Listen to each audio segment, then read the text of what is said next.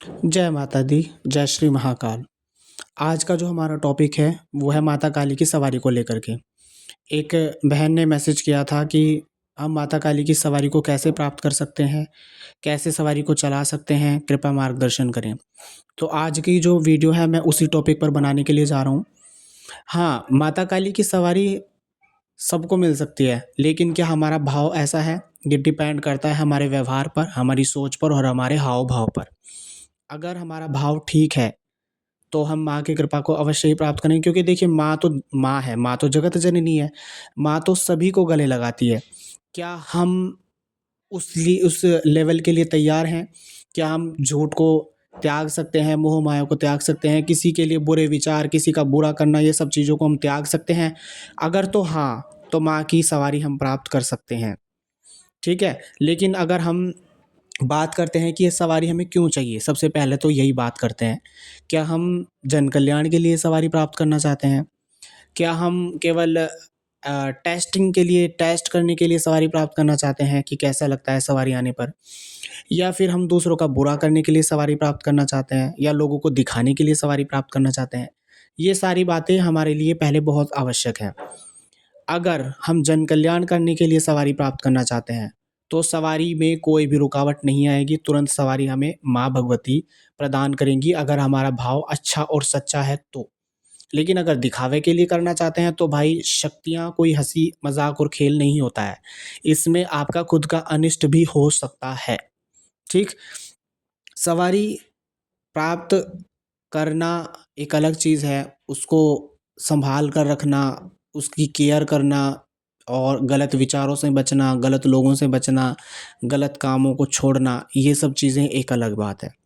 अगर सवारी हम प्राप्त करते हैं, तो सवारी के लिए हमें बहुत सारी चीज़ों का ध्यान रखना पड़ता है। किसी का झूठा भोजन नहीं करना चाहिए, भंडारे का भोजन नहीं करना चाहिए, सूतक और पातक का भोजन नहीं करना चाहिए, इन सारी चीज़ों का हमें ध्यान रखना पड़ेगा। नित्य हमें पूजा करनी पड़ेगी, माँ के नित्य पूजा करनी पड़ेगी, माँ को नित्य प्रतिदिन भोग लगाना पड़ेगा, साधनाएँ करनी पड़ेंगी, है ना? साफ-सुथरे वस्त्र हमें डेली बदलने पड़ेंगे, इन सारी चीज़ों का ध्यान रखना पड़ता है।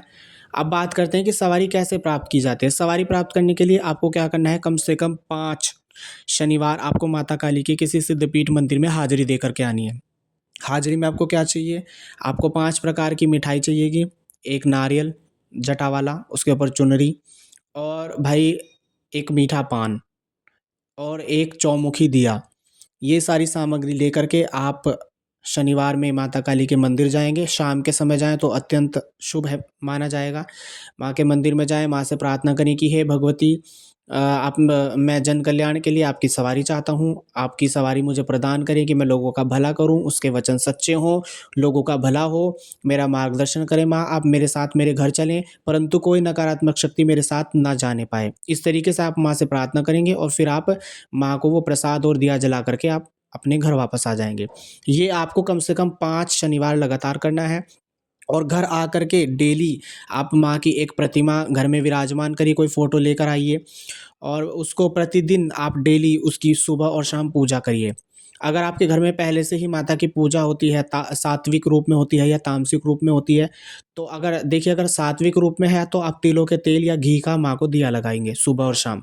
और अगर तामसिक में चलती हैं, तो फिर आप सरसों के तेल का सुबह और शाम माँ को दिया लगाएँ और माँ को अंगियारी पर भोग दें।